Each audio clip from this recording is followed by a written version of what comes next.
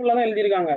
So நீங்க வந்து இந்த மாதிரி எழுதினாலே போதும். ரொம்ப அப்படியே கிராமட்டிக்கலா ரொம்ப எழுதுறது எப்படி சார் பண்றது? எங்களுக்கு மார்க் வந்து ஃபுல் மார்க்ஸ் தருவாங்களா? 5/5 வருமா அப்படின்னு நிறைய பேர் கேட்டுட்டு இருக்கீங்க. தாராளமா 5/5 அப்படின்றது அப்படி 100க்கு 98 மார்க் எடுத்திருக்காங்க. இதை நம்ம எப்படி எழுதணும் அப்படின்றத பாத்திரலாம். ஹாய் ஸ்டூடெண்ட்ஸ், வெல்கம் டு கனமேக்ஸ் education channel. Okay, 10th standard English நம்ம நோக்கி வந்தாச்சு. பேப்பர் பர்சன்டேஷன் ஆல்ரெடி லைவ் ஒன்று போட்டுட்டு மறக்காம செக் பண்ணிக்கோங்க. நாளைக்கு இங்கிலீஷுக்கு இந்நேரம் உங்களுக்கு மேக்ஸுக்கு 100/100 எப்படி எடுக்கிறது, சென்டம் டிப்ஸ் அப்படின்னு என்னோட அப்பா வந்து கிளாஸஸ் இருப்பாங்க. உங்க மேக்ஸ் பிடி தான் ஆல்ரெடி சொல்லிட்டேன். நான் ஷெட்யூல் போட்டுட்டு மறக்காம லைவ் லிங்க்ல போய் செக் பண்ணிக்கோங்க. மேக்ஸுக்கு 2 மாடலும் போட்டாச்சு, செக் பண்ணிக்கோங்க. சரியா? இப்போ இங்கிலீஷ்ல 100க்கு 98 மார்க் எடுத்திருக்காங்க. இதை நம்ம எப்படி எழுதணும் அப்படின்றத பாத்திரலாம். ஸோ அதற்கு முன்னாடி நிறைய பேர் ஒரு சேனலுக்கு ஒரு லைக் போட்டுக்கோங்க. நிறைய பேர் சப்ஸ்கிரைப் பண்ணாம பாத்துட்டு இருக்கீங்க. சப்ஸ்கிரைப் பண்ணிட்டு டிஸ்கிரிப்ஷன் உள்ள 10th வாட்ஸ்அப் சேனலை ஃபாலோ பண்ணிக்கோங்க. சரியா? அண்ட் தென் 10th இங்கிலீஷ்ல நீங்க வரைக்கும் எவ்வளவு மார்க் எடுத்துக்கிட்டு இருக்கீங்க, உங்களுக்கு எவ்வளவு இன்ட்ரெஸ்ட் இருக்கு அப்படின்றத சொல்லுங்க. மார்க்ஸ் ஆம்பிஷன் வச்சிருப்பீங்க இல்லையா? பேராகிராஃப் எப்படி எழுதிருக்காங்க? நிறைய பேர் இந்த பேராகிராஃப் 5 மார்க் எப்படி சார் வாங்குறதுன்னு கேட்டுக்கிட்டே இருக்கீங்கல்ல. பேராகிராஃப் பாருங்க. ஃபர்ஸ்ட் எப்படி எழுதிருக்காங்கன்னு பாத்துட்டீங்கன்னா, ப்ரோஸ் அதோட நேம் எழுதிருக்காங்க, ஆத்தர் எழுதிருக்காங்க, நெக்ஸ்ட் அதோட தீம் எழுதிருக்காங்க. சரியா? நெக்ஸ்ட் பாத்துட்டீங்கன்னா இன்ட்ரோடக்ஷன் போட்டிருக்காங்க. சினாப்சிஸ் நான் போட சொல்லியிருந்தேன்ல, சினாப்சிஸ் போட்டுட்டு என்ன எழுதிருக்காங்க, இன்ட்ரோடக்ஷன் எழுதிருக்காங்க. Next strange sound. So video skip பண்ணாம பாருங்க, அப்ப என்னென்ன சொல்றேன் அப்படின்றது ஃபுல்லா தெரியும். நெக்ஸ்ட் டைட்டில், எத்தனை டைட்டில், 1 2 3 4 5 கிட்ட எடுத்திருக்காங்க. அப்புறம் 6 7 மொத்தம் 7 டைட்டில். நம்ம தமிழ்ல சொன்ன மாதிரி தான் 7 டைட்டில் எடுத்திருக்காங்க. நீட்டா போட்டிருக்காங்க பாருங்க, இப்படி எழுதிருக்காங்க. ஒரு புக்லெட் மாதிரி நீட்டா அந்த மாதிரி போட்டிருக்காங்க. ஸோ நீங்க அந்த மாதிரிலாம் போட நீட்டா ஒரு பாக்ஸ் மாதிரி போட்டாலே போதும், நீட்டா இருக்கும் பர்சன்டேஷன். சரியா? இன்ட்ரோடக்ஷன்ல பாருங்க லைட்டா ஒரு 4 லைன் எழுதிருக்காங்க. சோ இந்த வேலை தான் நீங்க எழுதினாலே உங்களுக்கு பேராகிராஃப் வந்து டெஃபினட்டா ஃபுல் மார்க்ஸ் கொடுத்துருவாங்க. ஸ்டெப் பை ஸ்டெப் எல்லாமே நம்ம ஃபுல்லா செக் பண்ணிடுவோம். வீடியோ கொஞ்சம் லென்த்தா தான் இருக்கும், நான் ஃபுல்லா அனாலிசிஸ் பண்ணி சொல்ல போறேன் உங்களுக்கு. நெக்ஸ்ட் பாத்தீங்கன்னா ஸ்ட்ரேஞ்சர் சவுண்ட், அதாவது டைட்டில் எழுதிருக்காங்க. நீட்டா பாருங்க, பேராகிராஃப் ஸ்பிளிட் பண்ணல எழுதல, ஒரே ஒரு பேராகிராஃபா தான் எழுதிருக்காங்க. It was an quarter past one இந்த மார்னிங் இந்த நரேட்டர்னு போட்டு ஒரே பேராகிராஃப் எழுதிருக்காங்க. ஓவர் ரைட்டிங் தயவு செய்து பண்ணாதீங்க. டைம் மேனேஜ்மெண்ட் ரொம்ப ரொம்ப முக்கியம். அதை நான் உங்களுக்கு எக்ஸாமுக்கு முன்னாடி நான் லைவ்ல நான் போட்டுருவேன், டைம் மேனேஜ்மெண்ட் என்னென்ன அப்படின்றது எல்லாமே. ஸோ பேராகிராஃபை இதை நீங்க ஃபாலோ பண்ணிக்கோங்க. எழுதிட்டு நம்ம தமிழ்ல சொன்ன மாதிரி தான் கொஞ்சம் ரைட் சைட்ல இருந்து எழுத பாருங்க. ஓவர் ரைட்டிங் இல்ல, பட் அவங்க என்ன பண்ணிட்டாங்கன்னா பேஜஸ் வந்து விட்டுட்டாங்க, அது என்னன்னு தெரியல. சோ பேஜஸ் வந்து எத்தனை பேஜஸ், 2 பேஜ் கிட்ட விட்டுட்டாங்க. It is strike out by me, அதாவது இது என்னால் அடிக்கப்பட்டது அப்படின்னு எழுதியிருக்காங்க. சோ என்ன அவசரத்துல விட்டுட்டாங்களா, புக்ல வந்து திருப்பும் போது அவசரத்துல விட்டுருப்பாங்கன்னு நினைக்கிறேன். அதனால 2 பேஜஸ் வந்து அடிச்சிட்டாங்க. கண்டினியூ எழுதிருக்காங்க பாத்தீங்களா. சோ இந்த தவிர நீங்க பண்ண வேண்டாம். சோ பேனிக் டைம்ல சோ இந்த மாதிரி ஆகதான் செய்யும். சோ இந்த தவிர நீங்க பண்ணாம நீங்க என்ன பண்ணீங்க, திருத்திக்கங்க. சரி, எக்ஸாம் டைம்ஸ்ல அதெல்லாம் வரதான் செய்யும், சகஜம் தான். நெக்ஸ்ட் பாருங்க, டைட்டில் போட்டு எழுதிருக்காங்க, நீட்டா எழுதிருக்காங்க. ஓவராலா அப்படியே செக் பண்ணி பாருங்க, பேராகிராஃப்லாம் நீட்டா எழுதிருக்காங்களா. நெக்ஸ்ட் சாய்ஸ் இந்த அட்டிக் அப்படின்னு போட்டிருக்காங்க. நெக்ஸ்ட் மைஸ்டிஸ் பிகேன் த சாய்ஸ் போட்டிருக்காங்க. அவ்வளவுதான். நெக்ஸ்ட் அடுத்த பேஜஸும் ஸ்ட்ரைக் அவுட் தான் பண்ணிருக்காங்க. அடுத்த 2 பேஜஸ் ஸ்ட்ரைக் அவுட் பண்ணிருக்காங்க. நெக்ஸ்ட் கன்க்ளூஷன்ஸ் அப்படின்னு போட்டிருக்காங்க. அண்ட் தென் உங்க மார்க் வந்து குறைக்கல. சோ இந்த மாதிரி நீங்க தவற நீங்க பண்ணவே கூடாது. ஏன் நான் சொல்றேன் அப்படின்னா, கிட்டத்தட்ட 4 பேஜஸ் கிட்ட ஸ்ட்ரைக் அவுட் பண்ணிருக்காங்க. சோ நிறைய பேர் ஸ்ட்ரைக் அவுட் பண்ணாங்க, ஸ்ட்ரைக் அவுட் பண்ணிட்டு பர்சன்டேஷன் நல்லா இல்லாம ஓவர் ரைட்டிங் பண்ணிட்டு இந்த மாதிரி எல்லாம் பண்ணிக்கிட்டு இருந்தாங்க அப்படின்னா மார்க் கண்டிப்பா லெஸ் ஆகும். சோ அதனால இந்த தவற நீங்க பண்ணவே கூடாது. ஸ்ட்ரைக் அவுட் வந்து ஏதோ ஒரு பேஜஸ் 2 பேஜஸ் தவறு பண்ணலாம், சரி. 2 பேஜ் பண்ணிட்டு எழுதிட்டு மறுபடியும் 2 பேஜ் ஸ்ட்ரைக் அவுட் பண்ணிட்டு நீட்டா இருந்தா பிரச்சனை இல்ல, மார்க்ஸ் கொடுத்துருவாங்க. பட் அதுல பர்சன்டேஷன் மிஸ்டேக் ஆகி ஓவர் ரைட்டிங் பண்ணி அவங்க எக்ஸ்பெக்ட் பண்ற கீ பாயிண்ட்ல நீங்க எழுதுறது இல்ல அப்படின்ற பட்சத்துல டெஃபினட்டா மார்க் என்ன பண்ணுவாங்க, குறைப்பாங்க. சோ அதனால அந்த நீங்க தவற பண்ண வேண்டாம். எழுதிட்டு ஃபைனலா மாரல் அப்படின்னு போட்டு எழுதிருக்காங்க. சரியா? ஓகேவா? அதேதான் அடுத்து ப்ரோஸ். ஃபர்ஸ்ட் என்ன எழுதிருக்காங்க, என்ன ப்ரோஸோட நேம், நெக்ஸ்ட் டீம்னு போட்டு எழுதிருக்காங்க. நெக்ஸ்ட் அப்படியே அதோட கண்டினியூஷன்ஸ் அப்படியே ஸ்டெப் பை ஸ்டெப்பா போட்டு எழுதிருக்காங்க. ஓகே, இப்போ நம்ம என்ன பண்ணலாம், ஸ்டெப் பை ஸ்டெப்பா அப்படியே ஃபுல்லா நம்ம பார்க்க ஆரம்பிச்சிடலாம். ஓகேவா? கிட்டத்தட்ட பாருங்க 98 மார்க்ஸ் எடுத்திருக்காங்க. 2 மார்க்ஸ் தான் குறைஞ்சிருக்காது. எதுல குறைஞ்சிருக்கு அப்படின்றத நம்ம டீடைல்ஸா அப்படியே பார்க்க ஆரம்பிச்சிடலாம். ஃபர்ஸ்ட் பாத்துட்டீங்கன்னா 14 மார்க்கா. இப்ப 14 மார்க்ல பாத்துட்டீங்கன்னா அதுலயே பாருங்க 1 மார்க் கிட்ட லெஸ் ஆயிருச்சு. சரியா? 14 மார்க்ல இதுலயே பாருங்க உங்களுக்கு 1 மார்க் கிட்ட லெஸ் ஆயிடுச்சு. சோ அதனால இந்த வொக்காபுலரி பார்ட்டை பொறுத்தவரை ஃபுல்லா நீங்க என்ன பண்றீங்க, கான்சென்ட்ரேஷன் பண்ணி நீங்க படிக்கணும். நான் ஆல்ரெடி அதுக்கு நான் ஒர்க் ஷீட் கொடுத்துட்டேன். கிட்டத்தட்ட 4 நிமிஷத்துல சொல்லிட்டு இருக்கேன். பாக்குற எத்தனை பேர் ஒர்க் ஷீட் வந்து நான் பிடிஎஃப் டிஸ்கிரிப்ஷன்லயே ஆல்ரெடி கொடுத்துட்டேன். லைவோட பிடிஎஃப்ல லைவோட லிங்க்ல எத்தனை பேர் அதை ஃபாலோ பண்ணிட்டு இருக்கீங்க, எழுதிட்டு இருக்கீங்க அப்படின்றத மறக்காம கமெண்ட்ஸ்ல சொல்லுங்க, நான் தெரிஞ்சுக்கிறேன். Next session 2. ஓகேவா? நீட்டா பாருங்க எழுதிருக்காங்க. சோ இந்த ஆர்டர்ல எழுத பாருங்க, கொஞ்சம் நீட்டா இருக்கும். நெக்ஸ்ட் செஷன் 2ல பாத்துட்டீங்கன்னா கொஸ்டின் நம்பர். இந்த கொஸ்டின் நம்பர் தான் ரொம்ப ரொம்ப முக்கியம். தமிழ்ல நான் அவ்வளவு தூரம் நான் படிச்சு சொல்லியும் நிறைய பேர் என்ன பண்ணிருந்தீங்கன்னா அந்த கொஸ்டின் நம்பர் வந்து எழுதிட்டு இந்த ஏபி, அதாவது தமிழ்ல வந்து ஆன்றும் இந்த வேர்டெல்லாம் விட்டுட்டீங்க. ஸோ அதை விட்டதுனால என்ன ஆகும், ஸ்ட்ரைக் அவுட் தான் பண்ணுவாங்க. அது நீங்க விடக்கூடாது. இங்கிலீஷ்ல அதான் சொல்றேன், இங்கிலீஷ்ல தவறு நடக்கும். 19 போட்டுட்டு செஷன் 2 போட்டுருவீங்க, 19 போட்டுருவீங்க, இந்த ஏபி அப்படின்றது அவசரத்தில் விட்டு வந்துருவீங்க. ஸோ அதை நீங்க விடக்கூடாது. அதை நீங்க கரெக்டா எழுதணும். அது ரொம்ப ரொம்ப முக்கியம். அதை நீங்க கரெக்டா பாத்துக்கோங்க. நீட்டா எழுதிருக்காங்க பாருங்க, ஃபுல் மார்க் நீட்டா கொடுத்துருக்காங்க. ஓகேவா? நெக்ஸ்ட் பாருங்க செஷன் 3. செஷன் 3ல பாருங்க ஃபுல் மார்க் அவ்வளவுதான். 24க்கு ஃபுல் மார்க்ஸ் கொடுத்துருக்காங்க. 26ம் பாருங்க ஃபுல் மார்க்ஸ் கொடுத்துருக்காங்க. 27 ஏபி ஃபுல் மார்க்ஸ் தான் கொடுத்துருக்காங்க. Next road map. ரோடு மேப்லாம் பாருங்க என்ன எழுதியிருக்காங்க அப்படின்றத பாருங்களேன். ரோட் மேப்லாம் பாருங்க, go straight, turn left, skip the bus stop and continue on the road. அவ்வளவுதான் முடிஞ்சது. நெக்ஸ்ட் பாத்துட்டீங்கன்னா turn left and walk few steps, destination school will be on right side. இவ்வளவுதான், சிம்பிளா தான் எழுதியிருக்காங்க. சோ நீங்க இந்த மாதிரி எழுதினாலே போதும். ரொம்ப அப்படியே கிராமட்டிக்கலா ரொம்ப எழுதணும் வைக்கணும்லாம் கிடையாது. இது உங்களுக்கு எல்லாமே டீடைல்ஸ் அப்கமிங் லைவ்ஸ்ல எல்லாமே நம்ம மீட் பண்ணிக்கலாம். சரியா? அடுத்தடுத்த லைவ்ல நம்ம மீட் பண்ணிக்கலாம். சரியா? அண்ட் தென் அடுத்து பாத்துட்டீங்கன்னா பார்ட் 3. இது நான் உங்களுக்கு ஆல்ரெடி சொல்லிட்டேன்ல. ஓகே, நெக்ஸ்ட் பாத்துட்டீங்கன்னா நெக்ஸ்ட் அதாவது பேராகிராஃப் கொஸ்டின். ஃபர்ஸ்ட் பேராகிராஃப் பார்த்துட்டோம் ஆல்ரெடி, அதான் செகண்ட் எடுத்திருக்கேன். நெக்ஸ்ட் அதான் ப்ரோஸ் எழுதிருக்காங்க, அதோட நேம் எழுதிருக்காங்க. தீம் அப்படின்னு போட்டு என்ன theme, successful expectation of all women Indians navy கிரூன்னு எழுதிருக்காங்க. ஸோ நீங்க பேராகிராஃப்லாம் இந்த மாதிரி தான் எழுதிட்டு இருக்கீங்களா, சினாப்சிஸ் எல்லாம் போட்டு எழுதிட்டு இருக்கீங்களா அப்படின்றத எனக்கு மறக்காம கமெண்ட் பாக்ஸ்ல சொல்லுங்க பார்க்கலாம். ஸோ எந்த வேலை எழுதிருக்காங்க அப்படின்றத பாருங்க. ஸோ நீட்டா போட்டிருக்காங்க, பார்டர் எல்லாம் போட்டு நீட்டா டெக்கரேஷன் எல்லாம். நீங்க இந்த மாதிரி டெக்கரேஷன் எல்லாம் பண்ணணும்லாம் அவசியமே கிடையாது. நீட்டா சிம்பிளா ஒரு பாக்ஸ் போட்டு எழுதினாலே இப்போ அவங்களுக்கு தேவை உள்ள கண்டென்ட். ஸோ இவங்க பர்சன்டேஷன் எல்லாமே நீட்டா பண்றதுனால உங்களுக்கு டைம் கரெக்டா இருந்திருக்கு.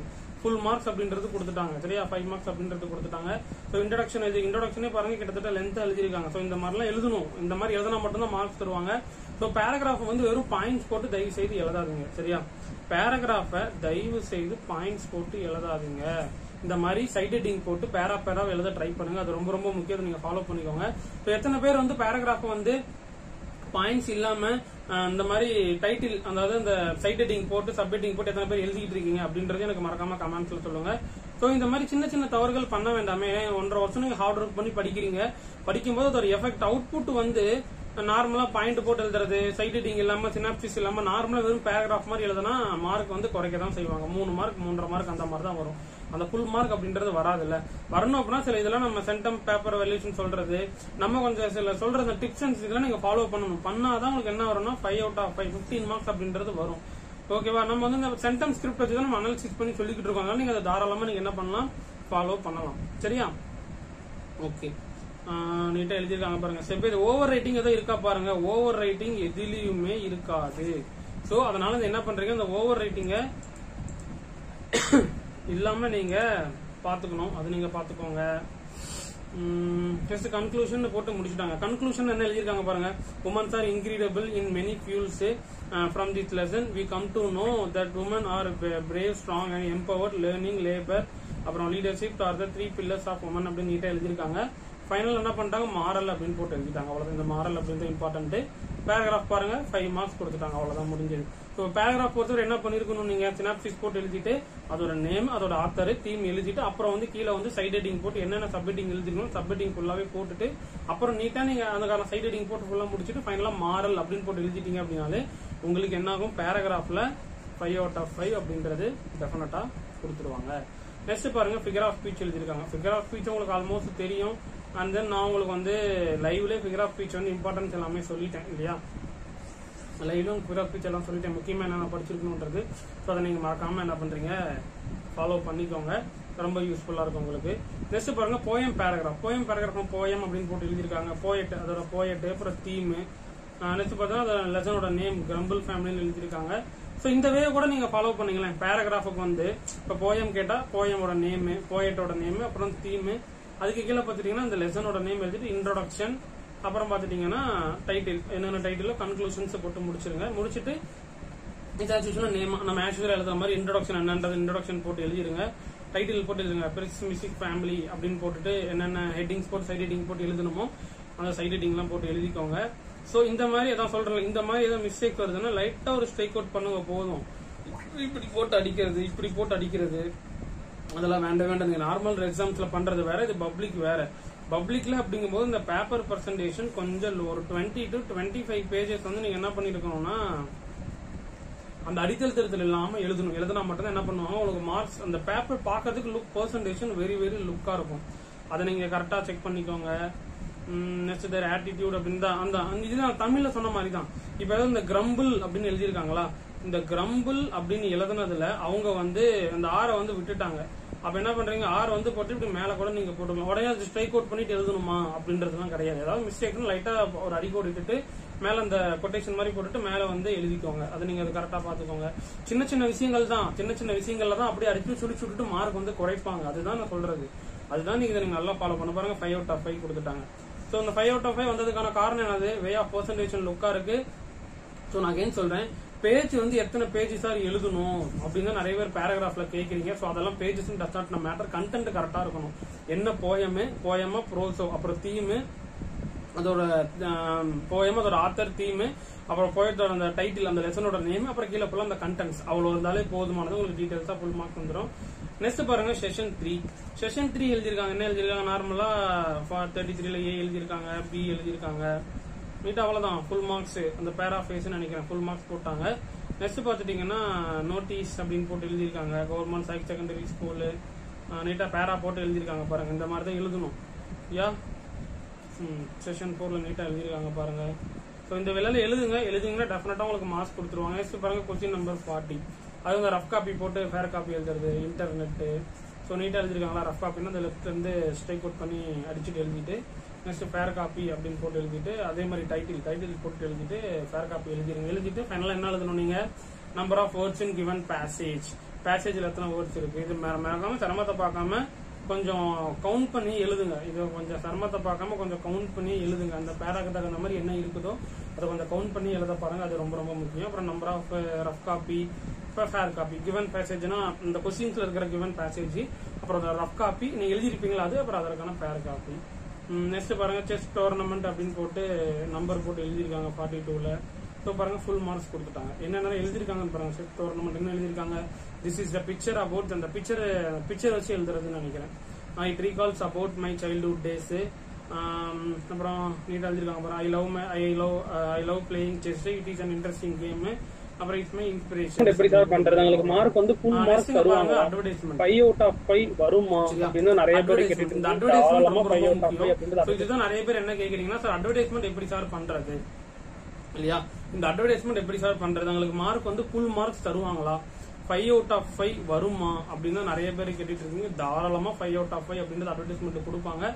சோ நீங்க பர்சன்டேஷன் லுக்கா இருக்கணும். என்ன கொஸ்டின்ல கேட்டிருக்காங்க ரிலேட்டடா நீங்க எழுதணும். என்ன எழுதிருக்காங்க பாருங்க அட்வர்டைஸ்மெண்ட்ல, நீட்டா எழுதிருக்காங்களா, மணி விலாஸ் அப்படின்னு போட்டு என்ன எழுதிருக்காங்க, பென்ல எழுதிருக்காங்க, டைட்டில் எழுதிருக்காங்க.